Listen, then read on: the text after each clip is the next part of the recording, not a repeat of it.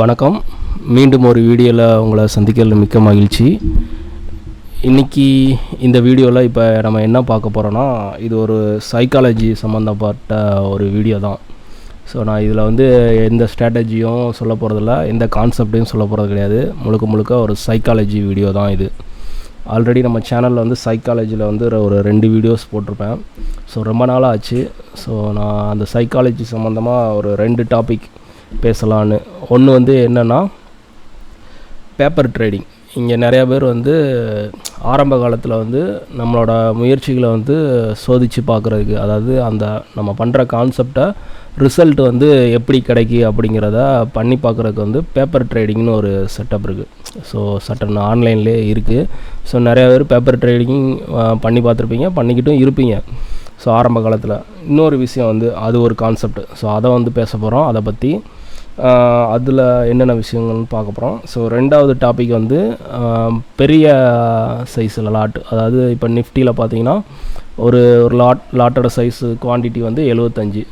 So அதே இது பெரிய லாட் போகும்போது உங்களோட மன ரீதியாக நீங்கள் எப்படி இருப்பீங்க, உங்கள் அந்த இதையும் இந்த வீடியோவில் பார்த்துடலாம். 2 டாப்பிக்கு, அதை 2ஐயும் மட்டும் இந்த வீடியோவில் பார்த்துடலாம். வீடியோ கண்டிப்பாக பெருசாக லென்த்தாலாம் இருக்காது.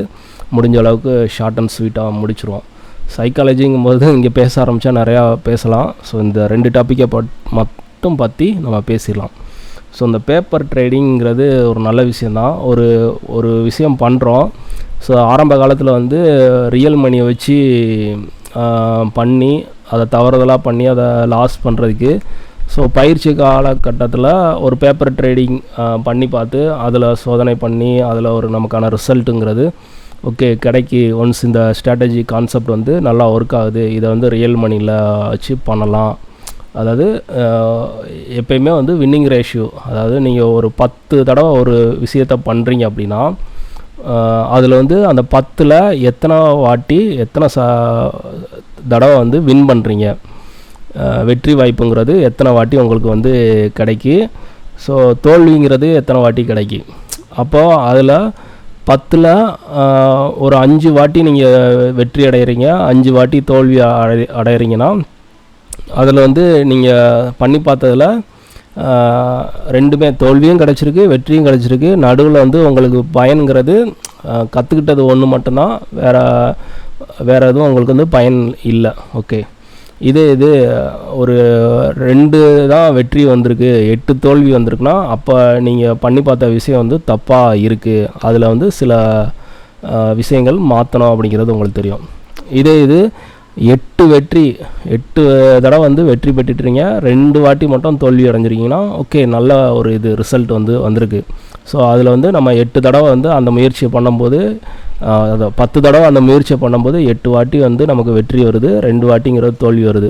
ஸோ அப்படி பார்க்கும்போது கடைசியில் நம்ம வெற்றி அப்படிங்கிற இடத்துல தான் நம்ம இருக்கோம் அப்படிங்கிறது தெரிஞ்சிடும். ஸோ இதை பண்ணி பார்த்துட்டு அதுக்கடுத்து நீங்கள் ரியல் மார்க்கெட்டில் உங்களோட ரியல் மணியை, உண்மையான காசை வச்சு அதே மாதிரி கான்செப்டில் நீங்கள் பண்ணுறீங்க. ஸோ அதுக்கு ரிசல்ட்டுங்கிறது உங்களுக்கு கிடைக்கும்போது ஒன்ஸ் கிடைக்கும்போது ஓகே, நம்ம பண்ணி பார்த்தோம், அதாவது பயிற்சி பண்ணி பார்த்தோம். ஒரு பிளேயரை வச்சுக்கலாமே, விளையாட்டு வீரரே வச்சுக்கலாமே. ஒரு ஓட்டப்போட்டி, ஒரு 100 மீட்ரு ஓட்டப்போட்டி ஓடுற ஒரு பிளேயர் மற்ற காம்படிட்டர் நிறையா பேர் அதில் விளையாட இருப்பாங்க, கலந்துக்கிட்டு இருப்பாங்க. ஸோ அவங்களெல்லாம் தாண்டி அவங்க அந்த முதல் இடத்த பிடிக்கணும் அப்படின்னா அவங்கள காட்டிலும் ஒரு நேரத்தில் அதாவது 100 மீட்டர் தொலைவை ஒவ்வொருத்தவங்களும் ஒவ்வொரு நேரத்துக்குள்ளே கடப்பாங்க. ஸோ அதை அவங்க குறைச்சி கடக்கணும், குறிப்பிட்ட நேரத்துக்குள்ளே கடக்கணும். அப்படி இல்லைன்னா வேகங்கிறது அவங்ககிட்ட எனர்ஜிங்கிறது, அவங்களோட வேகம், ஓடுற வேகம் அதிகமாக இருக்கணும். ஏதாவது ஒன்று அவங்க இது பண்ணணும்போது அதுக்கான பயிற்சி அவங்க எடுக்கணும். அப்போ ஒரு நிமிஷம் ஒரு டைம் வச்சுட்டு இந்த டயத்துக்குள்ளே நான் எவ்வளோ தூரம் நான் ஓடுறேன், இல்லை எவ்வளோ ஸ்பீடில் ஓடுறேன் அப்படிங்கும்போது அவங்க பயிற்சி எடுத்துகிட்டு அதை போயிட்டு களத்தில் ஸ்ட்ரெயிட்டாக போய் மேட்ச்சில் போய் அதை ட்ரை பண்ணுவாங்க. அதுக்கான ரிசல்ட் அவங்க அங்கே கிடைக்கும். ஸோ இது மாதிரி தான் பேப்பர் ட்ரேடிங்கிறது பண்ணி பார்த்துட்டு அதுக்கான ரிசல்ட் நமக்கு வரும்போது, அது உண்மையான அதை பண்ணும்போது தான் நமக்கு வெற்றிங்கிறது நம்ம பண்ணி பார்த்ததுக்கான இது.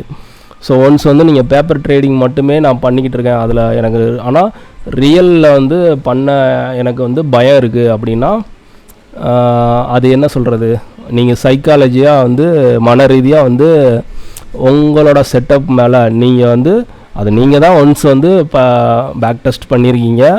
ஸோ அதுக்கான ரிசல்ட்டை நீங்கள் எடுத்து பார்த்துறீங்க, அது நல்லா ஒர்க் ஆகுதுன்னு உங்களுக்கு தெரியுது.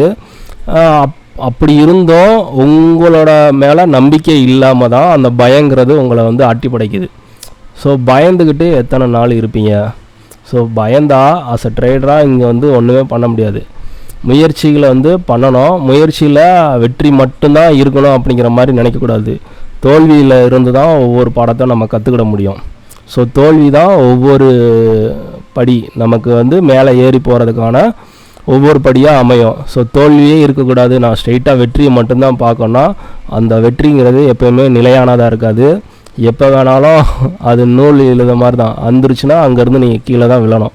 ஸோ அதனால் பேப்பர் ட்ரேடிங் பண்ணுறது நல்ல விஷயந்தான். ஆனால் அதுலேயே வந்து உங்களுக்கு பண்ணுறதுனால உங்களுக்கு மன ரீதியாக வந்து நீங்கள் தயாராகுவீங்கன்னா கிடையாது, கண்டிப்பாக கிடையாது. அது ரியல் மணியை வச்சு பண்ணும்போது மட்டும்தான் உங்களோட மன ரீதியாக வந்து நீங்கள் ஸ்ட்ராங் ஆகுவீங்க. ஸோ அதனால் பேப்பர் ட்ரேட் பண்ணுறவங்க ஸோ சைக்காலஜியாக ரொம்ப வீக்காக தான் இருப்பீங்க ரியல் மணியை வச்சு பண்ணும்போது. ஸோ சைக்காலஜியில் நீங்கள் ட்ரேடிங்கை பொறுத்த வரைக்கும் இங்கே சைக்காலஜி மன ரீதியாக வந்து நீங்கள் ஸ்ட்ராங்காக இல்லைன்னா உங்கள்கிட்ட ஒரு 100க்கு 100 வின்னிங் ஸ்ட்ராட்டஜி இருந்தால் கூட உங்களால் இங்கே ப்ராஃபிட்டுங்கிறது கண்டிப்பாக பண்ண முடியாது. அதான் ரியாலிட்டி. சரியா? நீங்கள் எவ்வளோ பெரிய ட்ரேடராக இருந்தாலும் சரி, சைக்காலஜியில் வந்து அது உங்களுக்கு எப்படி வரும்னா, ஒருத்தங்கிட்ட டீச்சிங்கில் வந்து அவங்க சைக்காலஜி வந்து இம்ப்ரூவ் ஆயிருமானா கிடையாது. அது உங்களோட மைண்டை வந்து நீங்கள் தான் ஸ்கில் பண்ணணும். ஸோ அதை வந்து என்னது ஈஸியாக சொல்லிட முடியாது. அதை எப்படி வந்து நீங்கள் உங்களை கட்டமைப்பீங்க, உங்கள் மனசை வந்து எப்படி தயார்படுத்துறீங்க. அதாவது ஒரு குடிகாரனாக பார்த்து திருந்தாவிட்டால் திருந்த முடியாது அப்படிங்கிற மாதிரி உங்களை நீங்களே மாற்றலைன்னா யாராலேயும் மாற்ற முடியாது. அதான். ஸோ அதை வந்து உங்களுக்குள்ளே நீங்களே கேள்வி கேளுங்க, நான் எப்படி மாறணும், நான் எப்படி வந்து சைக்காலஜியில் மன ரீதியாக வலுவடையணும் அப்படிங்கிறது உங்களுக்குள்ளே நீங்களே கேளுங்க, அதுக்கான ஆன்சர் கண்டிப்பாக கிடைக்கும். சரி, ரெண்டாவது டாபிக், பெரிய பெரிய லாட் எடுக்கிறதுக்கும் ஸ்மால் லாட்டு சின்ன சின்ன லாட் எடுக்கிறதுக்கும் சொல்லியிருந்தேன். ஸோ அதில் என்ன பார்ப்போம்.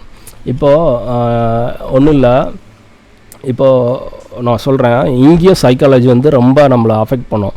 எப்படின்னு சொல்லட்டா, இப்போ நிஃப்டியில் வந்து லாட் சைஸ் வந்து உதாரணத்துக்கு எக்ஸாம்பிள் சொல்கிறேன். நான் நிஃப்டியில் ட்ரேட் பண்ணுறேன், நிஃப்டியை பற்றி நான் கிளாஸஸ் எடுக்கிறேன். ஸோ அதனால் நிஃப்டியை வச்சு நான் வந்து உங்களுக்கு எக்ஸாம்பிளாக சொல்கிறேன். இப்போ நிஃப்டியில் வந்து ஒரு லாட்டோட சைஸ் வந்து 75, ஒரு லாட்டோட சைஸ் குவான்டிட்டி வந்து 75. ஓகேவா? அது இப்போ ஒன்ஸ் ஒரு ட்ரேடு எடுக்கிங்கன்னா ஒரு 100 ரூபாயில் ஒரு பொருளை வாங்குறீங்கன்னு வச்சுக்கோங்க. ஏதோ ஒரு ஸ்ட்ரைக்கை வந்து 100 ரூபாயில் ஒரு ப்ரீமியத்தை நீங்கள் வாங்குறீங்கன்னா அதுக்கு வந்து உங்களுக்கு எவ்வளோ எக்ஸ்பென்ஸ் ஆகும், இன்வெஸ்ட்மெண்ட் தேவைப்படும், ஒரு 7500 தேவைப்படும். சரியா? இந்த 7500 தேவைப்படுது. இப்போ இதில் நீங்கள் வாங்கின பொருள் ஒரு 200 போயிடுச்சுன்னு வச்சுக்கோங்களேன், உங்களுக்கு வந்து எவ்வளோ ப்ராஃபிட்டுங்க இருக்கும்? அப்படியே டபுள், கிட்டத்தட்ட 100 பாயிண்ட்டு. வாங்கினது 100 ரூபா, 200 நீங்கள் வந்து செல் பண்ணுறீங்க. அப்போ 100 பாயிண்ட் ப்ராஃபிட்டுக்கும் போது அப்படியே டபுள் 100% ப்ராஃபிட்டு. இதில் நீங்கள் வாங்குறீங்க, ஒன்ஸ் 100 வாங்கின பொருள் வந்து கீழே உங்களுக்கு அகெயின்ஸ்டாக மார்க்கெட் வந்து வருது. ஸோ ஒரு நெகட்டிவாக நடக்குது. அப்போ 20 பாயிண்ட் மைனஸில் போகுது. அப்போ உங்களோட லாஸ் எவ்வளோ இருக்கும்? 20 பாயிண்ட் லாஸுங்கும் போது 1500 உங்களுக்கு வந்து லாஸ் காட்டும். சரியா? இதில் வந்து இந்த சினாரியோ ஒரே தான். இது நான் 10 லாட்டுக்கு சொல்கிறேன். அதாவது எப்படின்னா, ஒரு லாட் எடுக்கும்போது இதுக்கான நம்ம ரிசல்ட் சொன்னோமா, நான் 10 லாட்டுக்கு நான் சொல்கிறேன். 10 லாட் எடுக்கும்போது 750 குவான்டிட்டி. சரியா? அதுக்கான உங்களுக்கான கேபிட்டல் வந்து 75,000 தேவைப்படும். நீங்கள் ஒன்ஸ் 100 வாங்குறீங்க, அதுக்கு 75,000 தேவைப்படும். 200 போகுது, அப்போ விற்கிறீங்க. அப்போ 100 பாயிண்ட் ப்ராஃபிட் அப்படிங்கும்போது 75,000 ப்ராஃபிட்டு.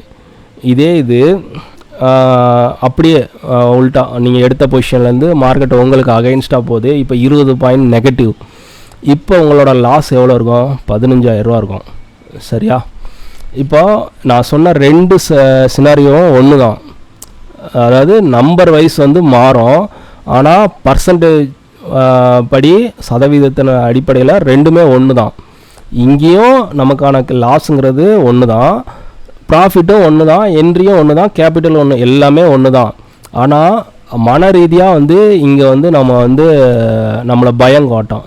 ஏன் அப்படின்னா இந்த 1500ங்கிறது உங்களால் ஏற்றுக்கக்கூடிய ஒரு லாஸான அமௌண்ட்டு, சரியா? 1500ரூவாங்கும்போது ஓகே, ஒன்ஸ் போனால் கூட நம்ம திருப்பி சம்பாதிச்சிடலாம் அப்படிங்கிற மாதிரி ஒரு தைரியம் இருக்கும். இதே தான், ஆனால் லாட் அதிகமாக போட்டதுனால உங்களுக்கு 15,000 அங்கே லாஸ் காட்டுது.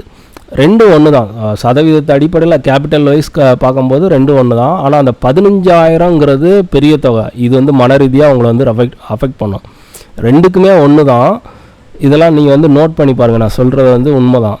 ஸோ ஒரு லாட்டில் என்ட்ரி போகும்போது உங்கள் மனசு எப்படி இருக்குது, அதிகமான குவான்டிட்டியில் என்ட்ரி போகும்போது எப்படி இருக்குது. ஸோ அங்கே வந்து லாஸுங்கிறது மன ரீதியாக உங்களை வந்து ரொம்ப பாதிக்கும். ஸோ சைக்காலஜி தான், இதுவும் வந்து ஒரு சைக்காலஜி ரீதியாக வரக்கூடிய இதான். இதை பற்றி நம்ம அடுத்தடுத்த வீடியோவில் நிறையா பேசலாம். சைக்காலஜிக்குன்னு தனியாகவே பிளேலிஸ்ட் நம்மகிட்ட இருக்குது. ஸோ அது ஓரியண்டாக இப்போ 2 வீடியோஸ் தான் போட்டிருக்கோம். அடுத்தடுத்து வந்து இதை பற்றி நம்ம நிறையா விஷயங்கள் பேசலாம். ஸோ நான் சொன்ன இந்த 2 விஷயத்தையும் உங்களுக்குள்ளே கேள்விகளுங்க. சைக்காலஜியாக வந்து நீங்கள் யார்கிட்டையும் டீச்சிங் எடுத்துக்கிட்டோ யார்கிட்டையும் வந்து கற்றுக்கலாம் முடியாது. அதை நீங்களே தயார் பண்ணிக்கணும். ஸோ ட்ரேடராக இங்கே சைக்காலஜிங்கிறது ரொம்ப ரொம்ப முக்கியம். அது வந்து யார்கிட்ட இருந்தும் கிடச்சிடாது. உங்களை நீங்களே ரெடி பண்ணால் மட்டும்தான் முடியும். Okay, thank you. மீண்டும் இன்னொரு வீடியோவில் சந்திக்கலாம்.